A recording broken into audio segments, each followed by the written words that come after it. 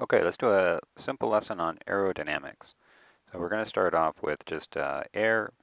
We all know that air exists if we were to walk outside and the wind was blowing on us.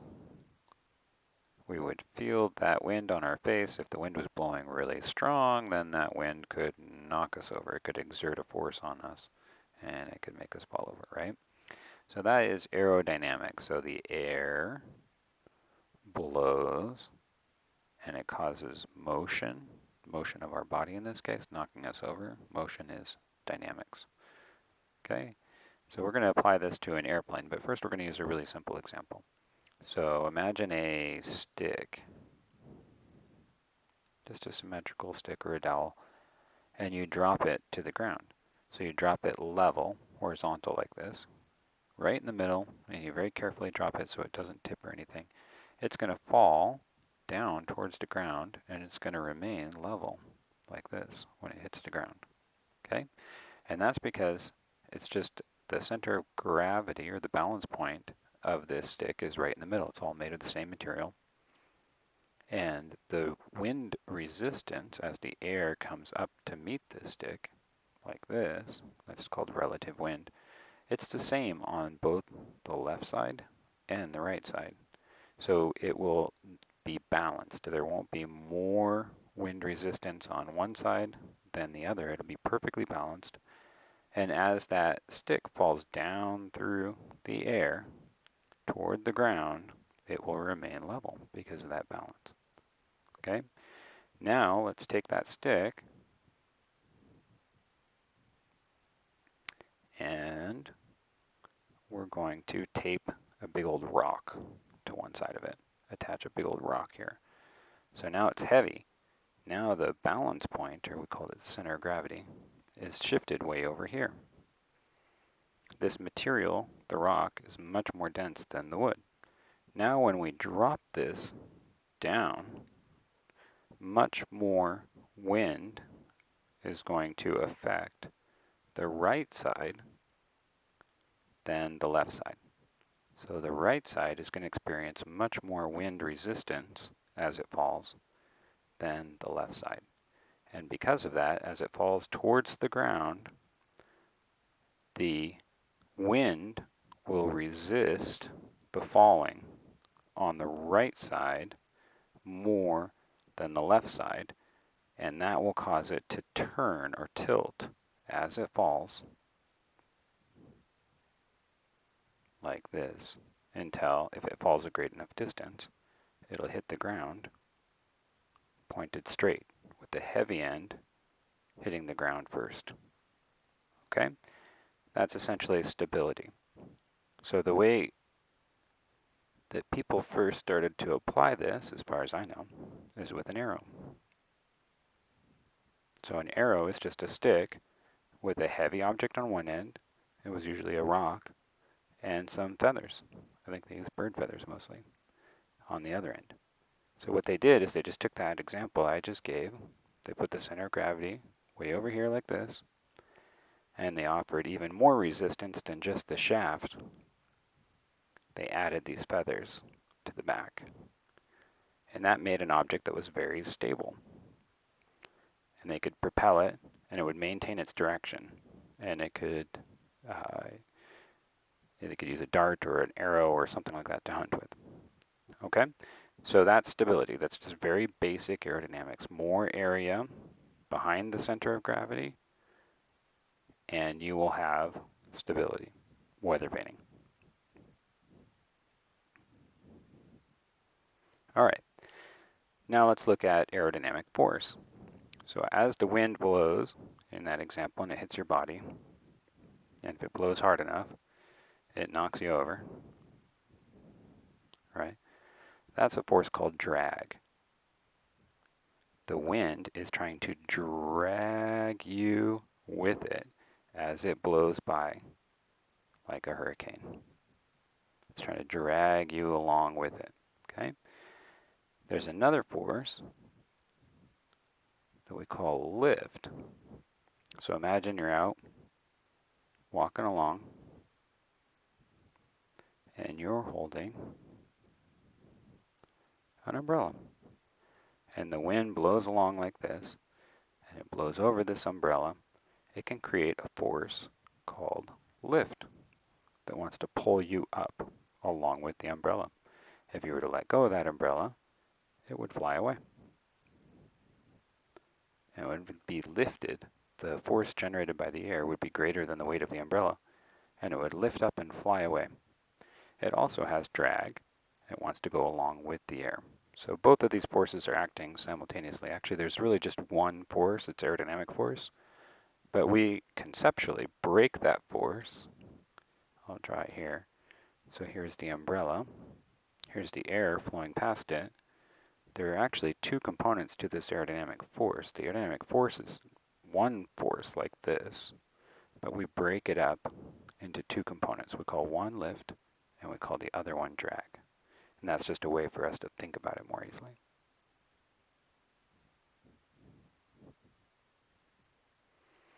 All right, let's talk about an airfoil. An airfoil, the word is based on, air is pretty obvious, but foil is a Greek word for blade. So imagine a sword.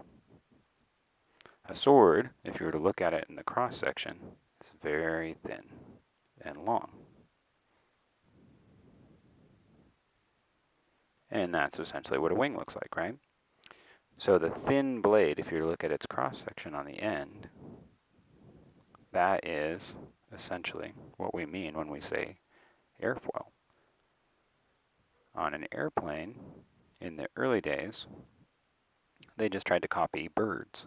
Well, birds' wings curve like this on the top. They have a large front where their bone structure is. They usually have this under curve like this called under camber. And then their feathers kind of taper down to a point towards the end there. So early airplanes and early airplane designers, they just tried to copy the wings of a bird, which was logical, and it worked. But there's a couple problems with it. It was very thin, and which makes it difficult to make it strong. And then the under camber made it difficult to attach the fabric that they would cover the wings with. It would always want to go straight like that. So as airplanes became more powerful and technology advanced, pretty soon that under camber was abandoned. And wings are now typically very close to symmetrical. So they don't have hardly any camber at all. We're going to talk about a completely symmetrical airfoil today because I think that's the most logical place to start.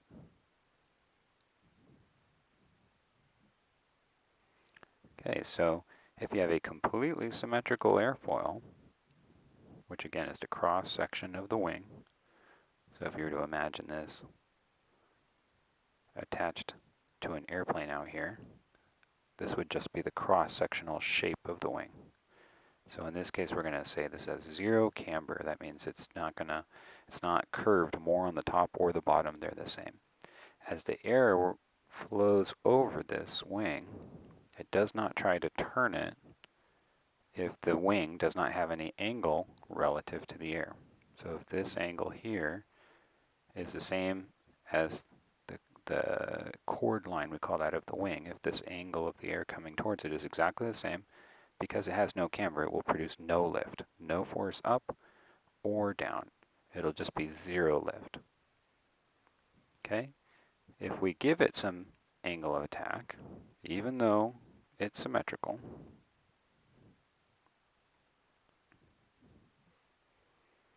now we have an angle between the chord line and the relative wind. We can say that angle. The air comes along, it flows and kind of sticks to the wing. It's a natural tendency of air.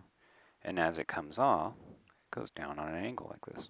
So instead of leaving the wing at the back parallel to the way that it arrived, there's a change in direction. Now we could look at that change in direction and essentially say that that represents the amount of lift. So whatever change in direction, the angular change in direction that takes place, is a proxy for the lift generated by the wing. For a while, the more angle of attack we give it, the more lift will be generated. It's very logical. More angle, greater change in direction,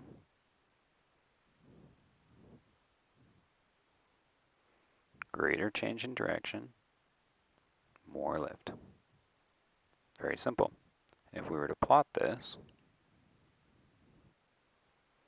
we would make a chart like this, and we would say angle of attack. That's the angle of the air coming into the front of the wing, and lift. And if it was a symmetrical airfoil, right here at 0 and 0, 0 angle of attack, 0 lift.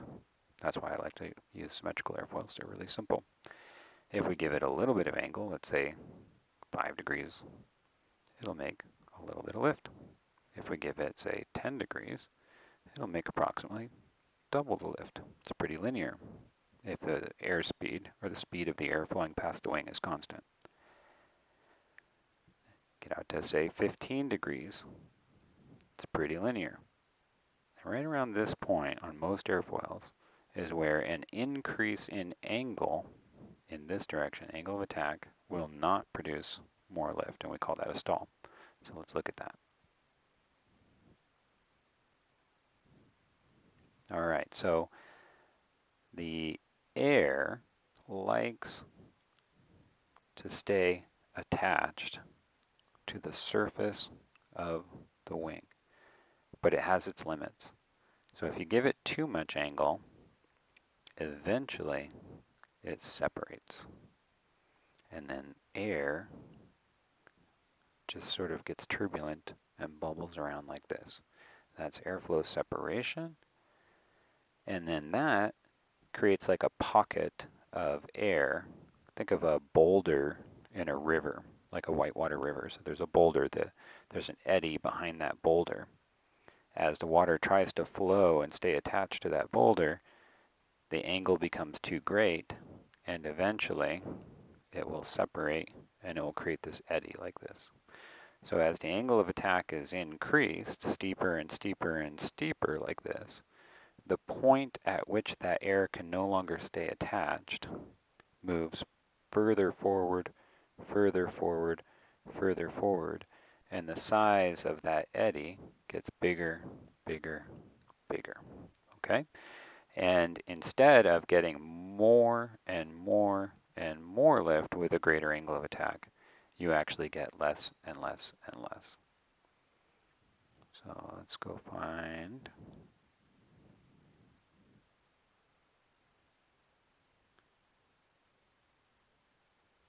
this drawing. All right. So we used to get more and more lift the greater the angle of attack. But when we began to experience that airflow separation on the upper surface of the wing, it causes us to get less and less and less lift as we continue to increase the angle of attack. The angle where we have the peak, the most amount of lift, is called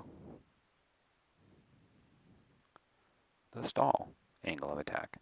And it's interesting because the word stall usually is associated with no lift or loss of lift, but in fact, by definition, it's maximum lift.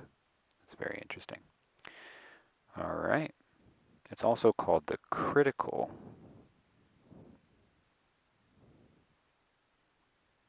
angle of attack.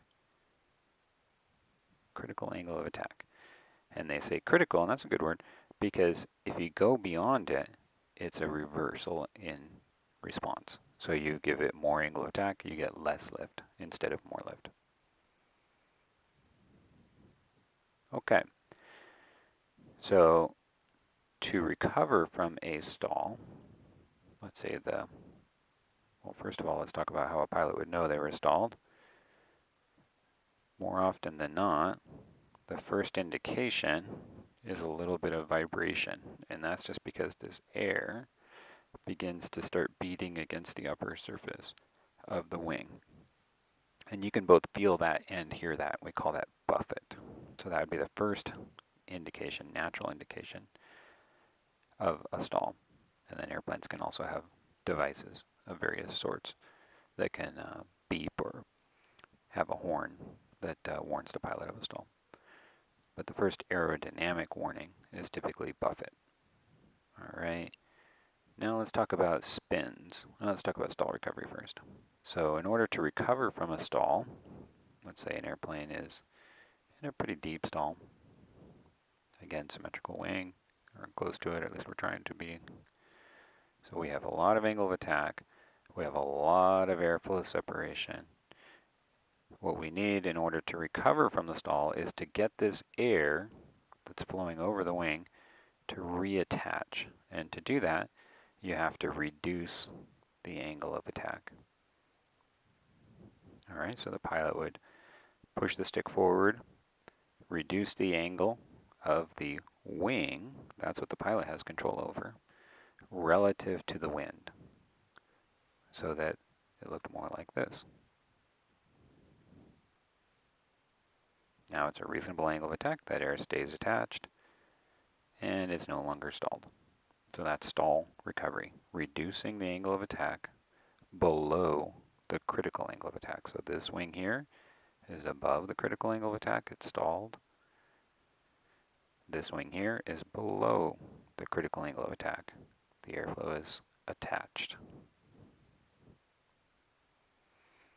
When we talk about spins, now this is going to be a pretty major level up in complexity, but the idea here is that you may know a thing or two about airplanes. You're really here for spins, and we just had to go over the basics of aerodynamics. When an airplane is in a spin, it's pointed towards the ground. Well, let's back up a little bit. Let's think about an airplane that is pointed away from us. Okay, so it's flying directly away from us. Here's the wheels down here. There's the wings. Here's a tail, like that. But it's flying away from us. When it stalls,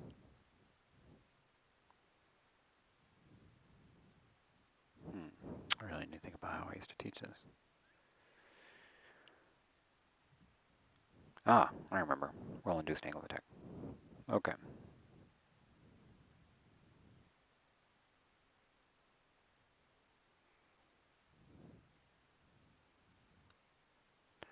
Okay, let's look at spins.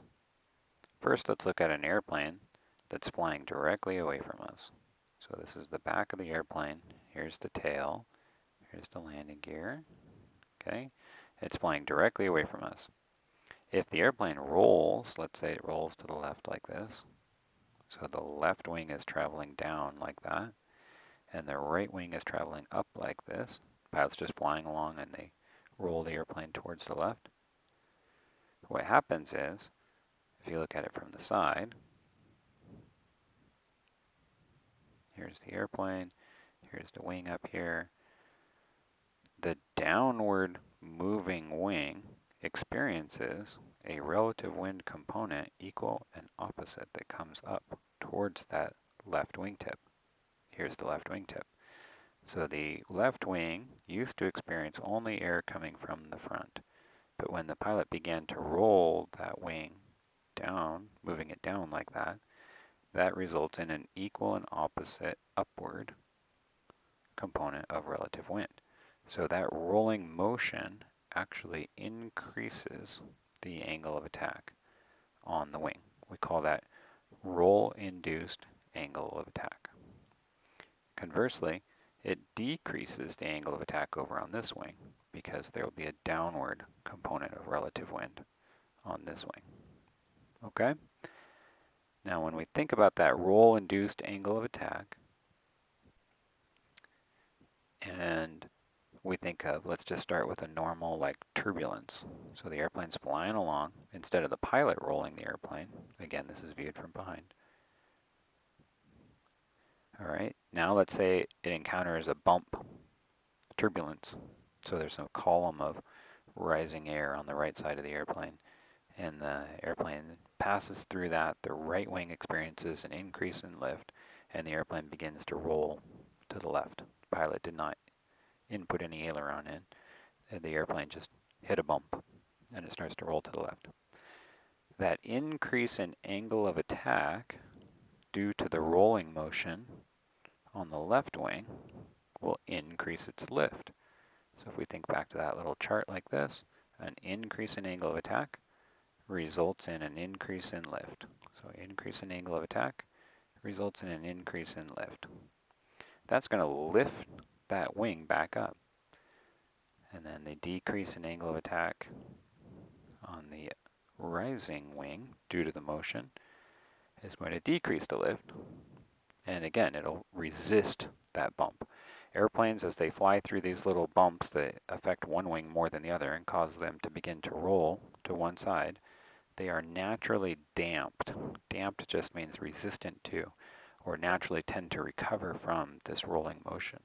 And that's because an increase in angle of attack results in an increase in lift. Increased angle of attack results in an increase in lift.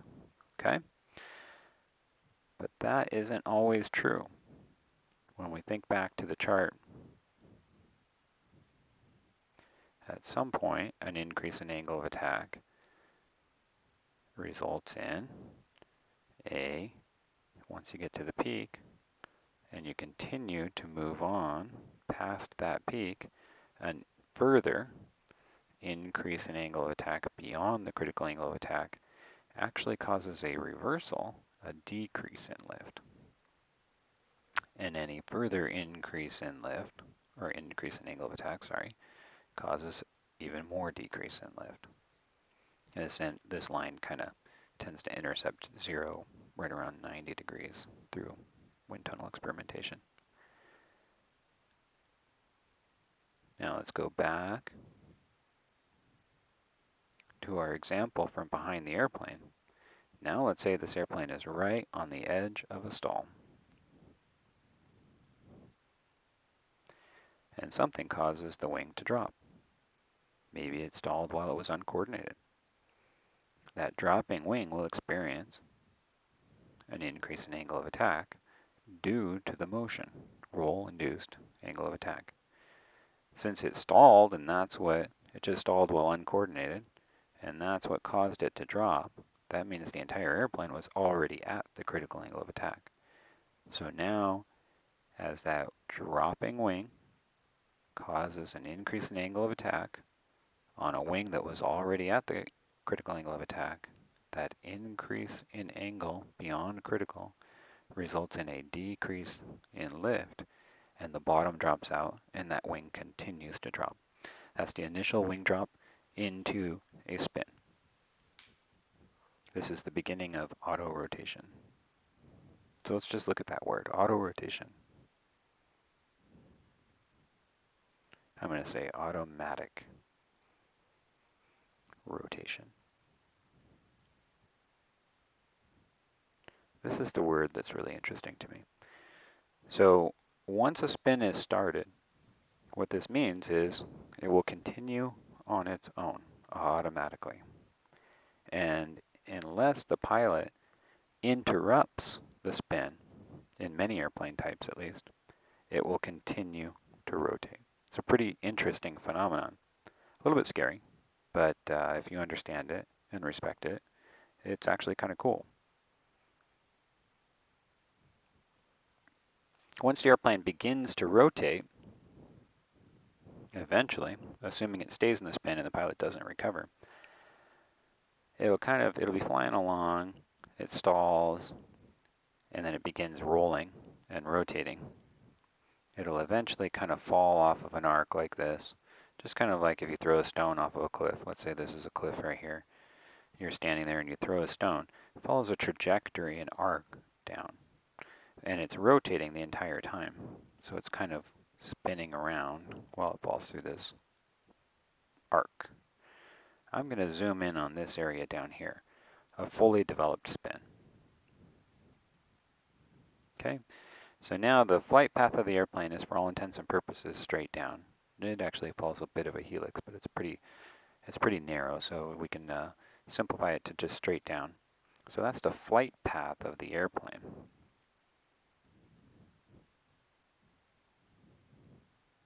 Okay, the airplane's center of gravity is right here. I'm not going to try a terrified pilot. And it's rotating about its center of gravity. The wing, like this, if we were to imagine it projecting out towards us, towards the tip of that wing, it's rotating. In this case, we're going to say it's rotating to the left. So the wing is moving backwards in this direction while it's attached to the airplane that's moving down in this direction. And the combination of those two angles results in an angle of attack that has been measured upwards of 90 degrees in a spin. So now remember, to recover from a stall, that wing is stalled, we have to lower the nose or decrease the angle of attack. So our goal here is to lower the nose, decrease the angle of attack, that's the angle right here, between the relative wind striking that wing and the chord line of that wing, to something on the order of 15 degrees or less. That's what our goal is here. That's what we need to accomplish in order to recover from the spin. So as a pilot, we got our elevator control back here. We can push that forward, move the elevator down like this, and we can try to decrease that angle of attack, and we will. We'll decrease the attitude at the very least. But as we decrease the attitude to a steeper attitude, something like this, we are also moving the heavy engine and the weight of that tail closer to the center of rotation. And that is going to increase the rate of rotation due to a phenomenon called conservation of angular momentum. So just imagine you're spinning on a swing set or anything that spins, an office chair. You get it spinning really good. And you put your arms and legs out and it slows down. And you pull your arms and legs in and it speeds up. That's conservation of angular momentum. So the same thing happens. You can see in this drawing, the engine and the tail are farther from the axis of rotation than they are when the nose was lowered. So the pilot pushes the stick forward, the elevator forward, down. The airplane pitches down, but the mass of the weights of the tail and the engine get pulled closer to the center of rotation here. And the result is it'll spin faster. When it spins faster, imagine that wing projected back out towards you again. This line here grows longer. This line here is, we'll call it the same length. The angle of attack is still pretty much constant. So it doesn't really reduce the angle of attack due to the increased rate of rotation. So the rotation is faster. It doesn't actually work. Even if you did decrease the angle of attack a little bit, it wouldn't decrease enough in order to break that stall. So we can't attack the stall directly once we're in a spin. We have to wait, or what we have to attack is actually the rotation. So let's talk about the ailerons. Okay, so we're going to kind of zoom in a little bit. Here's our terrified pilot. Let's say he's shaking in his boots. Okay, here's the top of the airplane. Out here is an engine. The part that we care about is the wing. All right. We need to decrease this angle of attack. And it's something like 90 degrees of angle of attack in a spin on the inside wing. So to do that, we have to fight the rotation. And if we try to use aileron, this is a spin to the left, so right aileron would be putting this aileron down, like that. That's going to change this chord line like this. It's going to increase the drag on this wing, and it's going to increase the angle of attack on this wing. It's just going to make the airplane spin faster. So we're spinning to the left. The natural tendency of the pilot would be to use right aileron, opposite aileron, and that's just going to make it spin faster. Okay, so we have to attack the rotation, but we know that aileron isn't the right way to do it. So what is the right way to do it?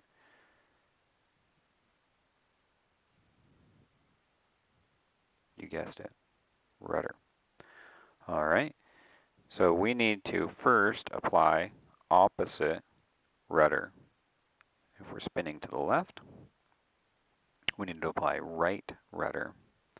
And where do we want the elevator when we do that?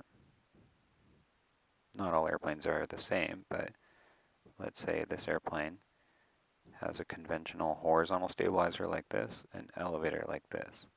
The wind is coming up from below, and we want to give that rudder the maximum bite on that wind. Do we want the elevator up like I've drawn, or would we want the elevator down like this? And I think you can see, if we have the elevator down, we already know that that lowers the nose, brings the masses closer together, and increases the rate of rotation. But it also has an aerodynamic effect, blocking out the rudder. So we want the stick to be all the way back. We want full nose up elevator. I'm going to draw the rudder. Here's the fuselage. Here's the stabilizer. We want the elevator up. That's going to allow as much clean airflow as possible to flow past this rudder and give it a bite on the air in order to do its job. It's also going to start us off at a lower rotation rate, at a flatter attitude. Now, there is such a thing as too flat, which is counterproductive, and we can talk about that. But we do want the rudder to have a decent leverage arm or moment arm away from the axis of rotation. So if you want to apply more force to something, you use a longer lever. And if you're in a really steep attitude, let's say you put the nose down, the elevator down like this, and that caused the nose of the airplane to go down into a steeper attitude. I'm just going to draw the axis like this, so you have a shorter lever. The rudder has a shorter lever. It can't exert as much force opposite to the spin. So we want a longer lever. We want clean airflow. We want full nose up elevator, like that. Okay? So before we begin attacking the rotation with rudder, we want full nose up elevator. All right.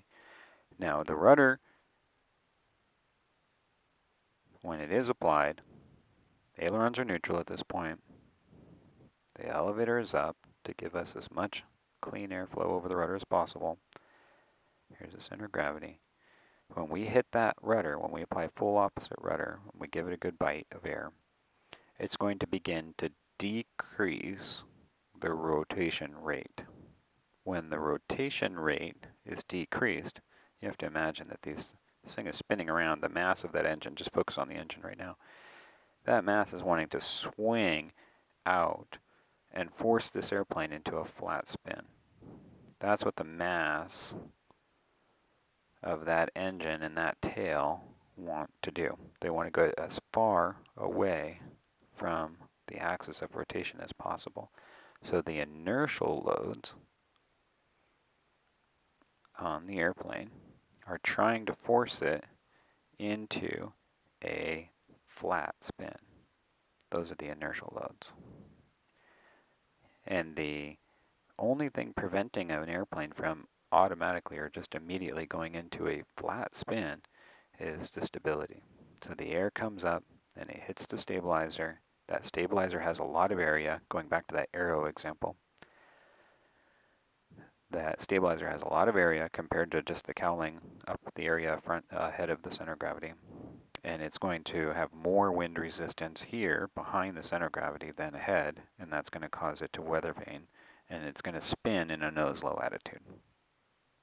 All right, so when we hit the full opposite rudder and we decrease that rotation rate, and we decrease that inertia, then remember, inertia is what's keeping that nose up. Like, it wants to go all the way to flat, but inertia is what's keeping that nose up in the first place.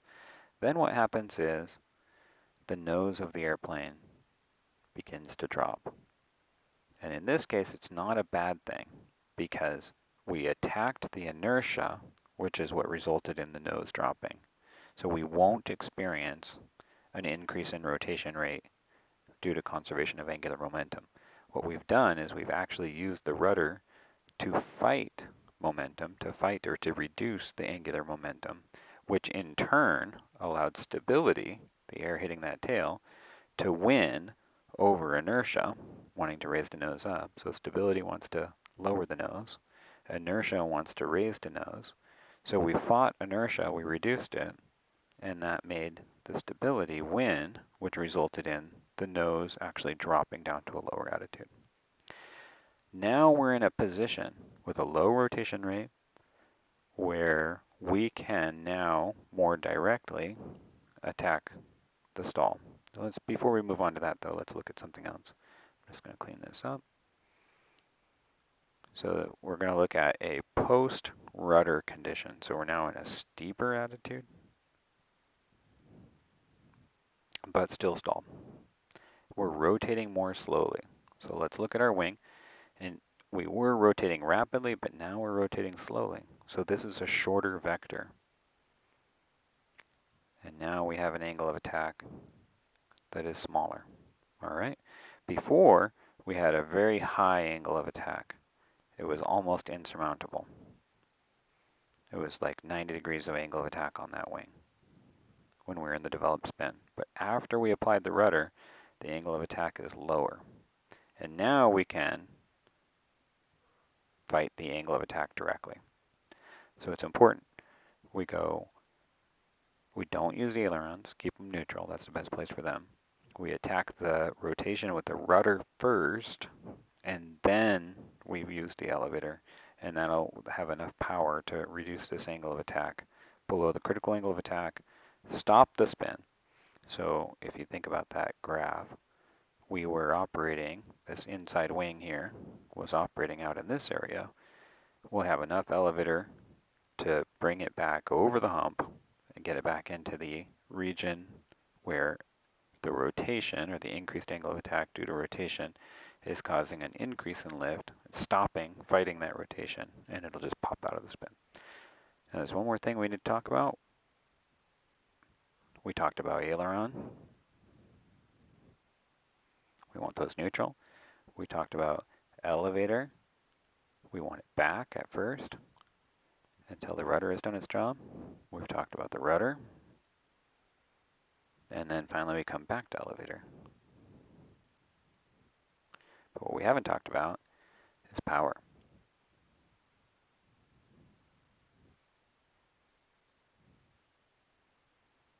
All right, so if you look at an airplane in a spin, all right, here's the axis of rotation. It doesn't really seem to make sense to add power, does it? I mean, the airplane's pointed at the ground. Do you want to increase thrust pointing at the ground? It seems pretty logical that you wouldn't want to do that. But there's a common misconception that when you add power, you're going to blow air back, and that air is going to flow over the tail and give you more control authority. Well, unfortunately, that doesn't really work. So if you look at the airplane, it's in a spin. We're looking at it from above, so you have to imagine that it's pointed down right now. Here's the tail. Here's the vertical tail. Here's the horizontal stabilizer. So it's pointed down. We're looking at it kind of like from a 45-degree angle from the top. So here's the canopy, and there's our pilot in there, but he's looking away from us. Okay. when we blow air backwards like this, that air is going to come back, but the airplane is spinning like this, and that airflow is essentially going to go like this. And it's not really going to make it to the tail. It's going to blow off like that because of that rotation rate. So as it turns out, you don't really get much, if any, airflow, added airflow over the tail from the thrust of the propeller. What you do get is gyroscopic force. So if you're in a spin to the left, the way a gyroscope works, let's say that we're looking at the propeller, we're inside of the airplane from the back of the propeller. If we're spinning to the left, we're yawing to the left, that means that the right side of this propeller disc is moving forward in a forward direction because we're yawing to the left, like this. It's kind of hard to draw a yaw, that looks more like roll, but we're yawing to the left like this, okay? So the right side of this propeller disc is moving forward. Propellers on American airplanes rotate in this direction. So we go 90 degrees past the point, the force is being applied to the gyroscope on the right side in a forward direction. 90 degrees later, that's right here, that resultant force will be forward in this spot on the bottom of the propeller arc. So if we look at our airplane from the side, we have a propeller arc like this. Because we're yawing to the left, there's going to be a forward force due to the gyroscopic reaction force on the bottom of the propeller disc, and that is going to have the tendency to flatten our spin out. Flat spins aren't good, but neither are accelerated spins. So if we're in a spin to the right, the only real difference here is that if we're in a spin to the right in an American airplane, now that reaction force is pushing on the top of the propeller disc, that's lowering the nose. Remember, this just lowered the nose, just like when we pushed forward before applying rudder.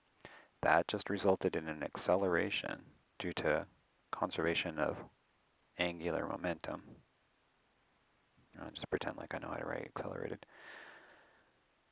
And resulted in an accelerated spin. So it lowers the nose, yes, but due to the masses of the engine and tail getting closer to the axis of rotation, it just rotates even faster and puts us into an accelerated spin.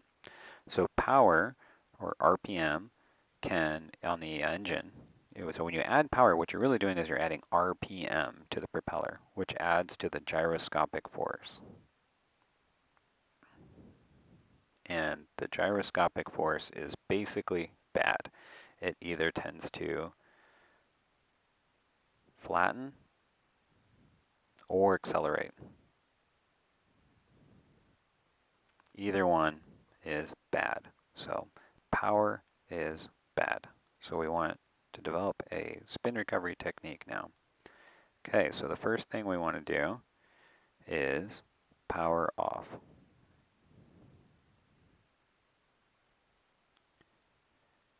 There's also torque effects that can be counterproductive. So we want power off. Some airplanes, I don't know how common this really is, but some airplanes, once they are in a flat spin, they cannot be recovered. But if they're not allowed to get into a flat spin, then they can be recovered. So number one, power off. Number two, ailerons neutral. Now this isn't remember to keep them neutral. Your natural reaction is going to be opposite aileron. Everybody's is. So in this case, what you're doing is you're returning the ailerons to neutral. So power off, ailerons neutral, opposite rudder. And it's important that I add another word here. How much opposite rudder do we use? Full opposite rudder. Full opposite rudder. There have been many times I've been an instructor with a student in a spin and it's not recovering. And I reach down with my foot and I just push that rudder pedal another inch or two. And boom, we pop right out. So it's very important that you have full opposite rudder. All right. And then after the rudder has taken effect, so you kind of want to do a 1 potato, 2 potato with the rudder, and then break the stall. Now, notice how I didn't say elevator. You can spin inverted or upright. So you want to move the stick briskly towards neutral. If you were in an inverted spin, you'd be moving the stick back from forward to neutral. If you're in an upright spin, you'd be moving the stick forward from back to neutral to break the stall. And some airplanes, you have to actually move the stick as much as full deflection. This is a very type specific thing. Every airplane spins differently. So you have to use the recovery procedure outlined in your airplane's manual if you have one. Okay. And some people call this the PAR. I didn't use the word elevator. E. How are you going to break the stall? Obviously with the elevator. PARE technique. Now there is a universal spin recovery technique called Beggs-Mueller. In this technique, you simply power off. Starts the same. Let go of the stick.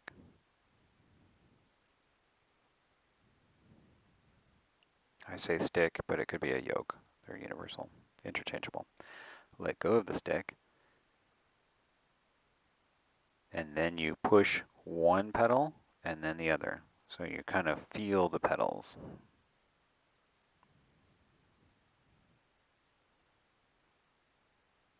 One pedal is going to be harder.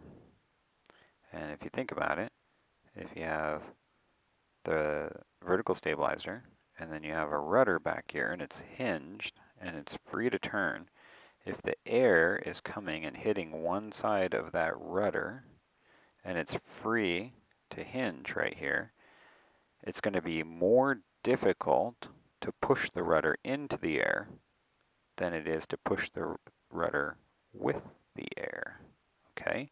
And the pedal that is hard is the one you want to use to recover with, because the tail will be moving this way and you want to stop it from moving that way. So you need to move the rudder in the direction that the air is coming from. So feel the pedals, and then you want to step on the hard pedal. And in most airplanes, if you wait long enough, it takes maybe 2-3 rotations, the rudder will slow the spin down, and as the spin slows down, the nose will drop. As the nose drops, it slows down, and eventually it just pops out of the spin. Just the angle of attack is reduced enough that it gets over the hump. Kind of talk about that hump again. The angle of attack is reducing, reducing, reducing, reducing. It gets over the hump, and then suddenly, boom, it pops out of the spin. And that's the universal or the Beggs-Mueller spin recovery technique. Interestingly enough, the one airplane that I know of that this does not work in is a Decathlon, which is one of the most popular aerobatic trainers there is. So in that airplane, you have to actually move the elevator. The elevator will stay full back, and even no matter how long you hold that full opposite rudder, unless you have a very forward CG, it won't actually recover. So when you think about this, the air